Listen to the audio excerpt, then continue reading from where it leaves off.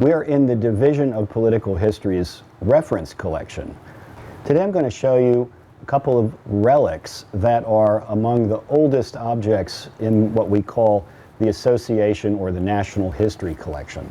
And what I want to show you today are 5 objects from what you could describe as historical structures or engineering events that relate to Americans and their place in the world. If you were to look at this without knowing anything about it, you wouldn't have any idea what it was. And it's a relic. It's from the ruins of the Bastille in France. So the next is another thing that you might not expect to find in an American history collection, and what this little white piece of chalky-like stone is. It's a piece of Joan of Arc's dungeon. It came to the collection from a man who, George Coons, who was very much involved in historical preservation and monument construction in New York at the turn of the 20th century. The next is an example of American monument making, and this is a cornerstone, a piece of the cornerstone of from the Washington Monument. And the cornerstone was laid in 1848, and construction was begun. And it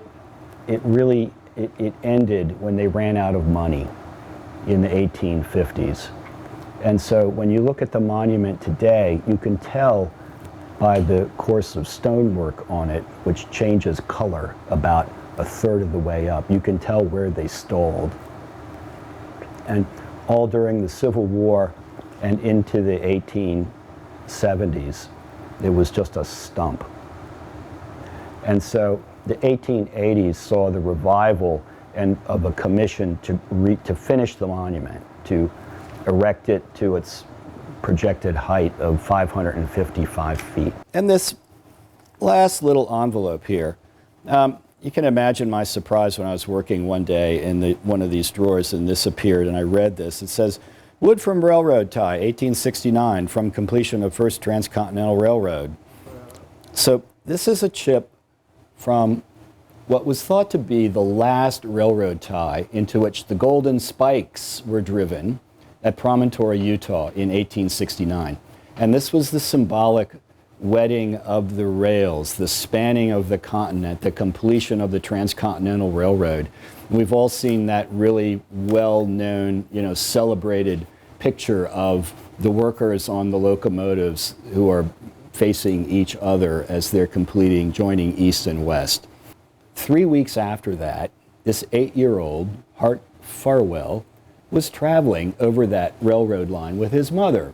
They got off at Promontory, and young Hart Farwell was allowed to take his little penknife and take a piece of the railroad tie. And he kept it his entire life, pretty much. And it wasn't until the 1920s that he made it his gift to the Smithsonian.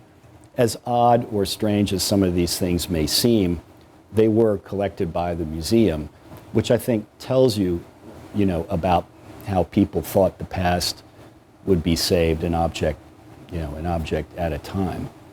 And frankly, before you could even have the idea of a museum, you had to have a nation of savers, of people who saved things. So what you have, basically, you're looking at a souvenir nation.